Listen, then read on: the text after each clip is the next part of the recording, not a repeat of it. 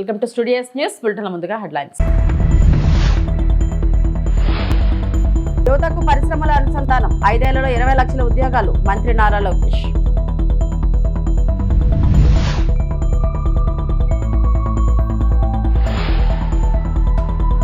నాగర్ కర్నూలులో విషాదం, బాధిత కుటుంబాన్ని పరామర్శించిన కేటీఆర్.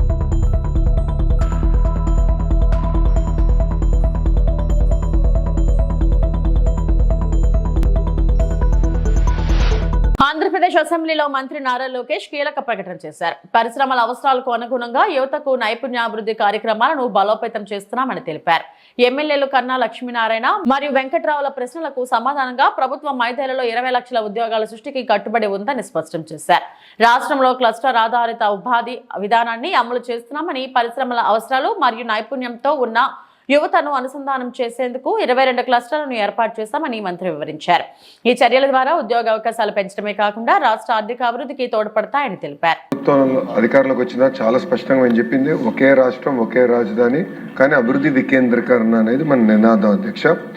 అధ్యక్ష మీరు చూస్తే రాయలసీమలో అనంతపూర్ జిల్లాలో ఒక ఆటోమోటివ్ క్లస్టర్ కానివ్వండి, మన అదేవిధంగా కర్నూలుకు వచ్చే గల రెన్యూబుల్ ఎనర్జీ క్లస్టర్ కానివ్వండి, సిమెంట్ క్లస్టర్ కానివ్వండి, కడప చిత్తూరులో వచ్చేసి గల మనకి ఎలక్ట్రానిక్స్ మ్యానుఫ్యాక్చరింగ్ క్లస్టర్, అట్లా నెల్లూరులో ఇప్పుడు గ్లాస్ క్లస్టర్ వస్తుంది, ఏసీ క్లస్టర్ వస్తుంది, ప్రకాశం జిల్లాలో కంప్రెస్డ్ బయోగ్లాస్ క్లస్టర్ తయారు చేస్తున్నాం, అమరావతిలో క్వాంటమ్ కంప్యూటింగ్ క్లస్టర్ తయారు చేస్తున్నాం, ఆక్వా క్లస్టర్, దాని తర్వాత ఉత్తరాంధ్రకి వెళ్ళే గల pharma, medical devices manufacturing, steel cluster, ఇట్లా 22 క్లస్టర్స్ అధ్యక్ష. డ్రోన్ సిటీ వస్తుంది, స్పేస్ సిటీ వస్తుంది. సో ఇది ఎందుకు తీసుకొచ్చామంటే క్లస్టర్లో వర్టికల్ హారిజాంటల్ ఇంటిగ్రేషన్ అనేది చాలా చాలా అవసరం అధ్యక్ష. కేవలం బేసిక్ మ్యానుఫ్యాక్చరింగే కాకుండా దానికి ఉన్న అనుబంధ మ్యానుఫ్యాక్చరింగ్ మొత్తం కూడా అదే క్లస్టర్లోకి తీసుకురావాలనేది ప్రభుత్వం లక్ష్యం అధ్యక్ష. ఒక ఉదాహరణ ఇస్తాను అధ్యక్ష. మొబైల్ ఫోన్ మ్యానుఫ్యాక్చరింగ్ తీసుకుంటే యాపిల్ అనే సంస్థ డిజైనింగ్ అండ్ మార్కెటింగ్ చేస్తారు అధ్యక్ష. మ్యానుఫ్యాక్చరింగ్ 100కి 100% మ్యానుఫ్యాక్చరింగ్ అనేది ఫాక్స్కాన్ చేస్తుంది.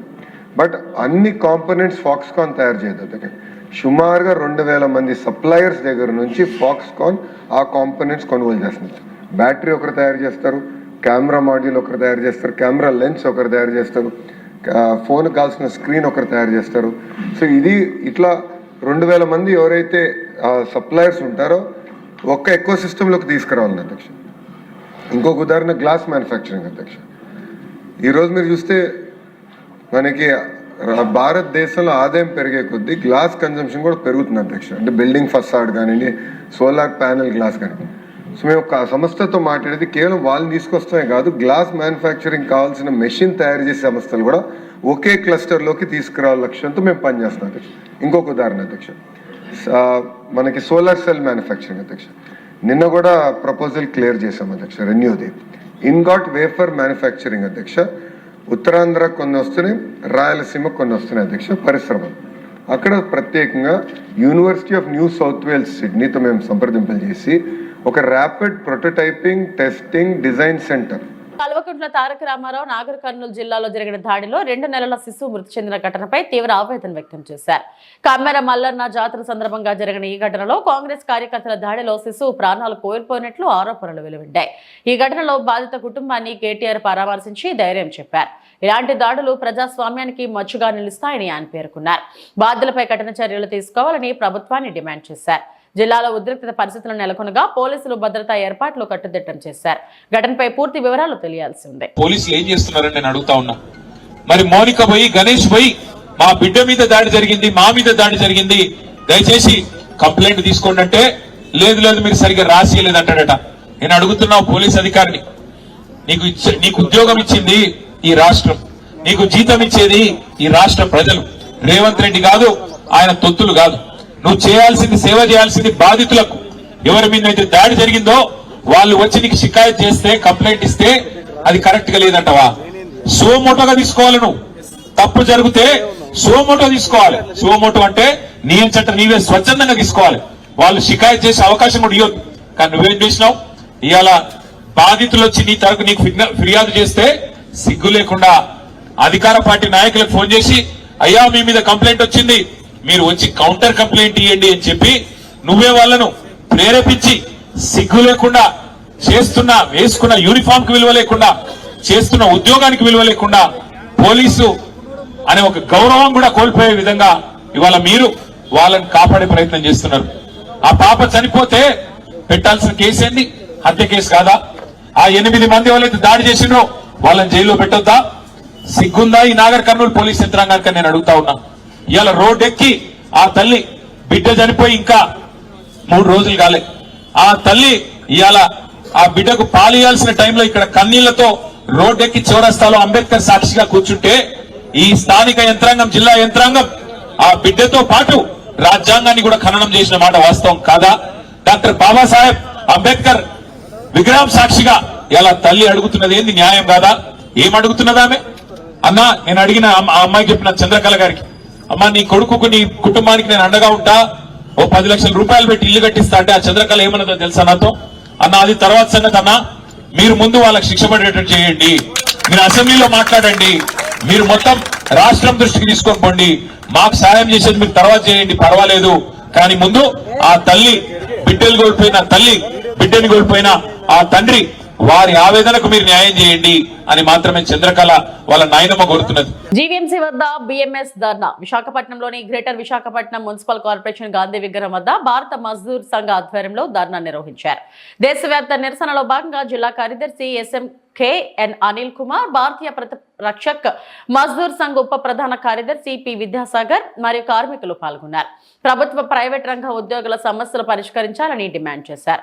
ప్రధాన డిమాండ్లు ఈపీఎస్ 95, కనీస పెన్షన్ 7,500 రూపాయలకు పెంచాలి, ఈఎస్ఐసి సీలింగ్ 42,000 రూపాయలకు, ఈపీఎఫ్ సీలింగ్ 30,000 రూపాయలకు పెంచాలి, స్కీమ్ వర్కర్లకు గౌరవ వేతనాలు పెంచాలి, బోనస్ చట్టం అర్హత పరిమితి పెంచాలి, ఇండియన్ లేబర్ కాన్ఫరెన్స్ వెంటనే ఏర్పాటు చేయాలి. ధర్నా కార్యక్రమం ఉదయం 10:30 గంటల నుండి మధ్యాహ్నం 12 గంటల వరకు కొనసాగింది.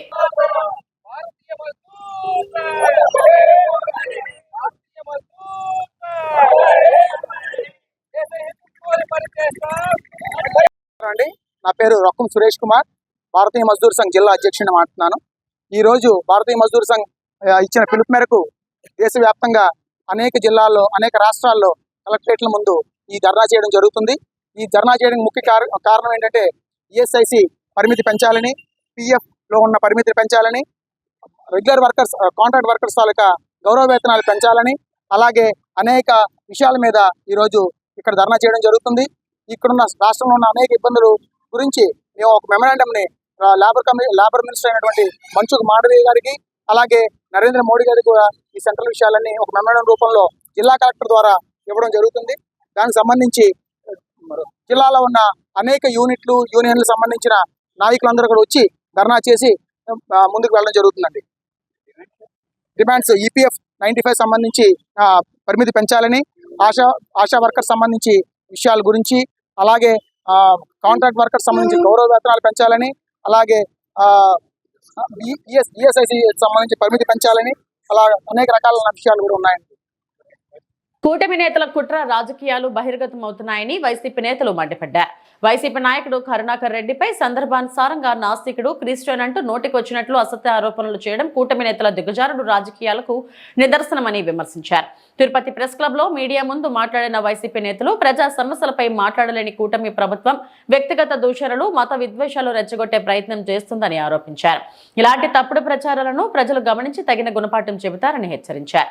అసత్య ఆరోపణలు మానుకొని ప్రజా సమస్యలపై దృష్టి సారించాలని కూటమి ప్రభుత్వాన్ని వైసీపీ నేతలు డిమాండ్ చేశారు. ఈయన అవినీతిని ప్రోత్సహించాడు. అప్పుడు సిమెంట్ ధర అంతా కలిపి 100 రూపాయలు ఉండేదంట. 100 రూపాయల అవినీతికి ఈయన పాల్పడ్డాడు కాబట్టి ఈయనని రాజకీయంగా ముఖ్యమంత్రి స్థానంలో ఉంచాల్సిన అవసరం లేదంటే నైతికంగా ఆయన తప్పుకున్నాడు. అటువంటి పరిస్థితి నుంచి ఈరోజు దేవదేవుడు వెంకటేశ్వర స్వామి ప్రసాదం కల్తీ అయిందని చెప్పి ప్రజల్ని నమ్మించి ఏదో ఒక రకంగా ఏం చేసైనా రాజకీయంగా లబ్ధి పొందితే చాలు అనే స్థాయికి నేడు రాజకీయాలు దిగజారిపోయాయి.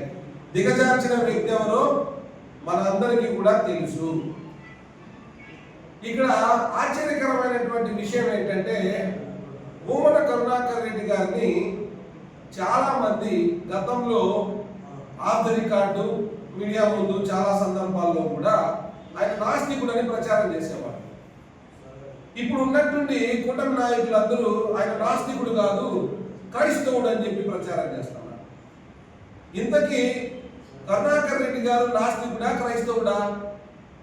ఏదో ఒక స్టాండ్ కదా తీసుకోవాలి. అలా కాకుండా అవసరాన్ని బట్టి ఆయన నాస్తికుడు అవుతాడు, మళ్ళీ వాళ్ళకి అవసరాలను బట్టే ఆయన క్రైస్తవుడుగా మారుతాడు. అసలు నిజమేంది? భూమన కరుణాకర్ రెడ్డి గారు నిజమైన హిందూవాది, హిందువుగా పుట్టాడు, హిందువుగా పెరిగాడు, ఈరోజు హిందువుగానే జీవిస్తున్నాడు, రేపు హిందువుగానే మరణిస్తాడు. అటువంటి వ్యక్తిని తిరుమల లడ్డూలో జంతు కొవ్వులు ఆవు కొవ్వులు కలిసిపోయినాయని చెప్పేసినాను చంద్రబాబు నాయుడు గారి ఆలోచన. దాన్ని విని మన పవన్ కళ్యాణ్ కూడా ఆ మాటే చెప్పేసినాడు. ఈరోజు పరిస్థితి చూస్తే ప్రజల్లో మనం తగలకపోయినాము, దీని నుంచి ఎంత బయటపడాలరా దేవుడా అని అప్పటి చైర్మన్లుగా పనిచేసినటువంటి కరుణాకర్ రెడ్డి గారిని, సుబ్బారెడ్డి గారిని టార్గెట్ చేస్తూ వాళ్ళ గురించి నిరంతరము తప్పుడు వార్తలు చెప్పడం ద్వారా పొలిటికల్గా ఈ అంశం నుంచి ఎక్కడైనా బయటపడి కొంత మేలు జరుగుతుందేమోనన్న అభిప్రాయానికి వచ్చి తరచూ కరుణాకర్ రెడ్డి గారిని వ్యక్తిత్వాన్ని హననం చేయడం ప్రారంభించారు. ఇప్పుడు నేను మీకు చూపిస్తున్నాను. కరుణాకర్ రెడ్డి గారి కుమార్తె వివాహము హిందూ వివాహంగా జరిగింది. దానికి సాక్షాత్తు బాలకృష్ణ గారే రావటం, ప్రస్తుతం శాప్ చైర్మన్ గా ఉన్నటువంటి రవినాయుడు సైతం ఇక్కడ లేత వయసులో ఉన్న రవినాయుడు ఫోటోలు కూడా మీరు చూడొచ్చు, ఆయన కూడా ఉండడం, ఇలాంటివన్నీ కూడా జరిగిన సందర్భాలు ఉన్నాయి. దీనికి సాక్ష్యం ఎవరంటే సుప్రీంకోర్టు, హైకోర్టు న్యాయమూర్తులు పదుల సంఖ్యలో, బాలకృష్ణ గారు, ప్రస్తుతం ఫేమస్ నాయకుడిగా ముద్రపడినటువంటి శాప్ చైర్మన్ రవినాయుడు కూడా ఉన్నాడు. కానీ చంద్రబాబు నాయుడు గారు నిన్న నిండు శాసనసభలో ఏకపక్ష శాసనసభ, అక్కడ కూటమి నాయకులు తప్ప ప్రతిపక్ష ఎమ్మెల్యేలు ఎవరు ఉండరు. అటువంటి చోట మెదక్లో ఎక్కడో క్రిస్టియన్ పద్ధతిలో కరుణాకర్ రెడ్డి గారి కూతురు వివాహం జరిగింది అని చెప్పడం జరిగింది. వైఎస్ఆర్ కుటుంబానికి సంబంధించి వైఎస్ తమ్ముడు రాజశేఖర రెడ్డి గారి తమ్ముడైనటువంటి రవీంద్రనాథ్ రెడ్డి గారి కుమారుడు సుమందర్ రెడ్డితో భూమన నేహ వివాహం జరిగిందన్నటువంటి విషయం అందరికీ తెలిసిన విషయమే. వాళ్ళు క్రిస్టియన్ కుటుంబం అని అందరికీ తెలిసిన విషయమే. వాళ్ళు క్రిస్టియన్లు కాబట్టే మా హిందూ మతం మీద వారికి సరైన విశ్వాసం ఉండదన్న అభిప్రాయాన్ని కలిగించడం కోసమే కదా మీరు లడ్డు ప్రసాదం కల్తీ అయిందని చెప్పింది. మరి వారందరి సమక్షంలో సాక్షాత్తు జగన్మోహన్ రెడ్డి గారు హాజరైనటువంటి పెళ్లి హిందూ ధర్మ ప్రకారము మన తిరుమల తిరుపతి దేవస్థానానికి సంబంధించిన వేద పండితుల సమక్షంలో తిరుచానూరు సమీపంలో దామినేడు వద్ద పెళ్లి జరిగింది. ఇది అందరికీ తెలిసిన విషయమే. నేను కూడా ప్రత్యక్ష సాక్షినే. 30,000 మంది ఆ పెళ్లికి హాజరయ్యారన్న అంచనా కూడా ఉంది. మరి ఉన్నట్టుండి ఒకవైపేమో South Andhra Olympiads 2026 best performance awards కార్యక్రమం తిరుపతిలో మంగళవారం ఘనంగా జరిగింది. ఈ కార్యక్రమానికి ముఖ్య అతిథిగా ఏపీఎస్పీ DCL శివశంకర్ హాజరయ్యారు. రాష్ట్ర వ్యాప్తంగా వివిధ ఒలింపియాడ్స్ లో ప్రతిభ చూపిన విద్యార్థులకు బెస్ట్ పెర్ఫార్మెన్స్ అవార్డులను ఆయన స్వయంగా అందజేశారు. ఈ సందర్భంగా విద్యార్థులు మరింత కృషి చేసి జాతీయ, అంతర్జాతీయ స్థాయిలో గుర్తింపు సాధించాలని ముఖ్య అతిథి ఆకాంక్షించారు.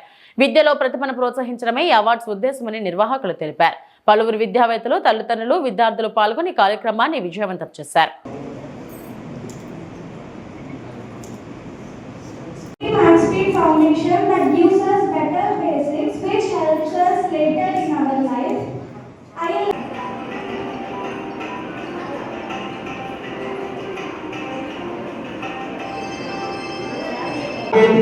ఆధునీకరణకు ప్రాధాన్యం ఇస్తున్నారు. ఆయన జీవితం నుండి నేర్చుకోవాల్సినటువంటి పాఠాలు లక్ష్యం, పట్టుదల, ఓటమి అంతం కాదు, అది విజయానికి పునాది. 4 ప్రయత్నాల తర్వాత విజయం ఆయన సాధించారు. ఆ విజయం యువతకు, మనకు గొప్ప స్ఫూర్తి. పదవి అంటే బాధ్యత. గ్రామాల్లో, గిరిజన ప్రాంతాల్లో ప్రత్యక్ష పర్యటన చేసి ప్రజల సమస్యల్ని అర్థం చేసుకోవడం వారి ప్రత్యేకత. టెక్నాలజీ ద్వారా అవినీతి లేని పాలన సివిల్స్ విద్యార్థులకి మరియు పేదవారికి ఎంతో సర్వీస్ చేస్తూ వారికి మార్గదర్శనంగా స్ఫూర్తిగా నిలుస్తూ ఆయన పరిస్థితులు కాదు మన సంకల్పమే మన గమ్యాన్ని నిర్ణయిస్తుంది. ధర్మవరం నుండి ఒక చిన్న గ్రామం నుండి ఈరోజు దేశ అత్యున్నత పరిపాలనా స్థాయికి ఎదిగినటువంటి శివశంకర్ గారు మనందరికీ స్ఫూర్తి అని చెప్పి తెలియజేస్తా ఉన్నాను. సో ఈ కార్యక్రమానికి బిజీగా ఉన్న ఈ కార్యక్రమానికి చేసినటువంటి సార్కి మ్యాక్స్ స్పీడ్ విద్యార్థులు, max speed team and parents తరఫున ప్రత్యేక కృతజ్ఞతలు అండ్ ధన్యవాదాలు. సార్ని ఇప్పుడు సార్ చీఫ్ గెస్ట్ గా ఉన్నటువంటి సార్ని మాట్లాడవలసిందిగా ఇన్వైట్ చేస్తున్నాను. మీరు విన్నర్స్ గా వెళ్ళినందుకు మీకు అందరికీ నేను హార్ట్ఫుల్ కంగ్రాచులేషన్స్ ఫస్ట్ నేను ఎక్స్పెక్ట్ చేస్తున్నాను. మీ అందరికీ కూడా కంగ్రాచులేషన్స్. ఓకే, సో తర్వాత ఇప్పుడు మీతో మాట్లాడుతుంటే కొంతమందికి క్లారిటీ ఉంది, నెక్స్ట్ ఏం చేయాలి లేకపోతే గోల్ ఏం పెట్టుకోవాలన్న క్లారిటీ ఉంది. కొంతమందికి నేను ఉండొచ్చు, ఎక్స్ప్రెస్ చేసి ఉండకపోవచ్చు, కొంతమందికి ఇంకా క్లారిటీ లేకపోయి ఉండొచ్చు. అవునా కాదా? సో మనం ఒక మంచి ఇంజనీర్ అవ్వాలి. ఇప్పుడు ఇంజనీరింగ్ అనగానే మనకేమనిపిస్తుంది?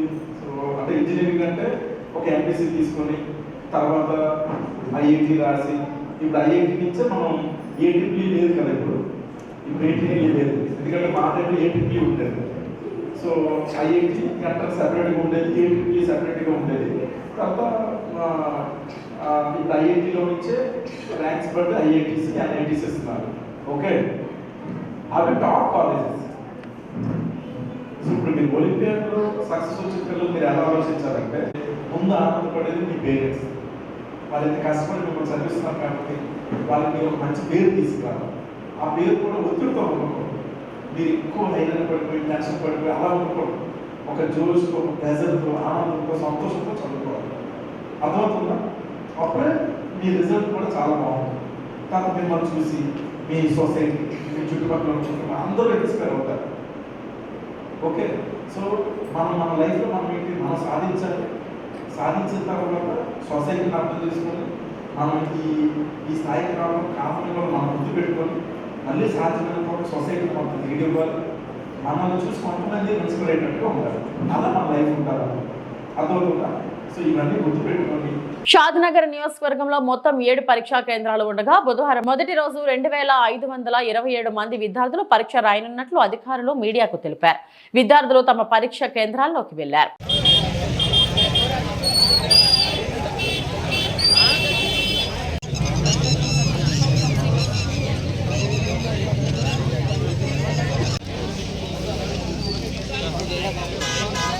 ఇవి ఇప్పటివరకు నా బులెటిన్ అప్డేట్స్. నమస్తే.